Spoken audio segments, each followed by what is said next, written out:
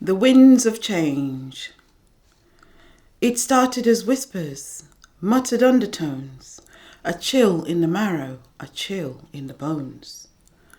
The wind gathers into a light breeze, caressing the land, the oceans, the seas, spreading its pores far and wide, sowing disquiet on every frontier, rooting in minds to pollinate, to break down barriers, to germinate. The wind picks up the grains of dissent to bloom and spread is its intent. A draft on Marcus Garvey and Bob Marley too. A gust on Muhammad Ali and Maya Angelou. Steve Biko was blasted as it picked up speed. Mandela exemplified it by his words and deeds. King marched to Washington as the wind began to blow. 1 million more followed, a tidal flow. In India, it spoke softly in Gandhi's ear. Indian independence soon drew near. People around the world began to congregate as the winds of change start to reverberate. It floated over Tiananmen and students protested. It gave them the courage to confront those detested, outdated ideas that restricted and confined, that clogged and warped the authorities' minds.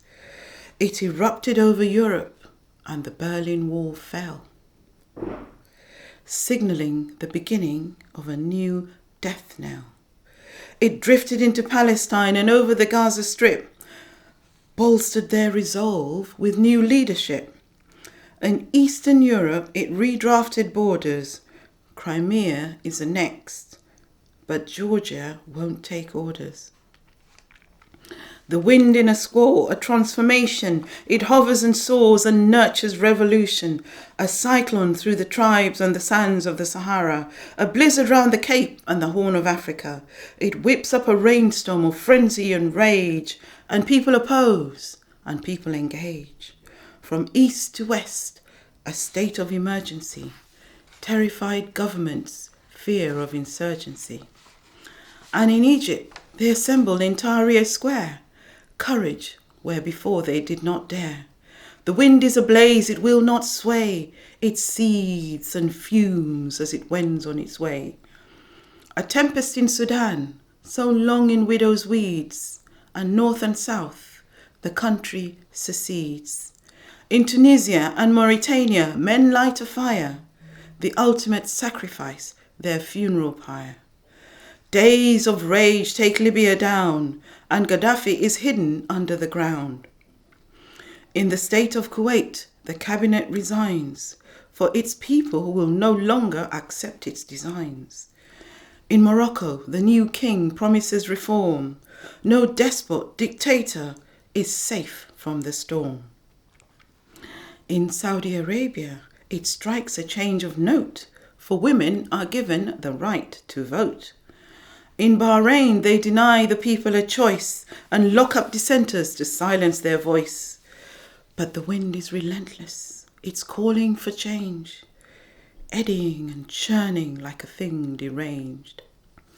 Everywhere the victims of grievous wrongs, oppressed, they join the sweltering throngs. And the meekest of women will mobilize. A call to arms, strength in numbers, organize. And the mildest of men are made mad by injustice, inequality, tyranny, brutality, prejudice, imbalance in the distribution of wealth, fortunes acquired by theft and stealth. Though we're pounded and battered, it is not in vain. We'll stand up for freedom again and again. The winds of change whistle through every small fight, for nothing is settled that is not right.